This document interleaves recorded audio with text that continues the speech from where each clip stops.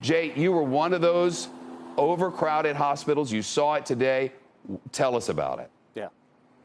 Shep, this hospital stretched to its limits right now, over 100% capacity, and with more COVID patients than they've had at any time during the pandemic. And a very real concern, things are going to get worse here. Green Bay is a pretty quiet place, known mostly for its football and farms. But right now, there's a warning bell here. Yesterday, we were 130% above our usual capacity. Dr. Paul Casey runs the emergency department at Belen Hospital.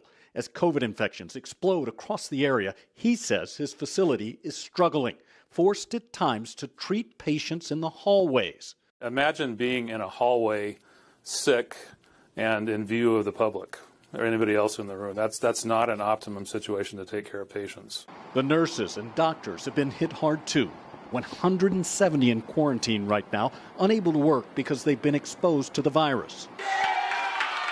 Doctors and officials here blame the spike on frustration and virus fatigue. People just tired of wearing masks and staying home. Over the last few weeks, we've seen an increase in people carrying on business as usual, hosting parties, hitting the bars, and heading to weddings. Folks, it isn't safe.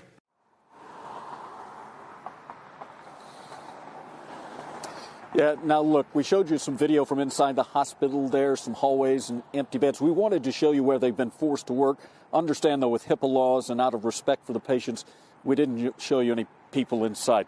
City leaders here extremely worried about this weekend, Shep. They're fearful because President Trump's holding a rally at the airport here. Thousands expected to attend, and doctors say this could be a super spreader event. They're very worried. Did you get a sense from Dr. Casey about why in that particular place it's spreading so fast?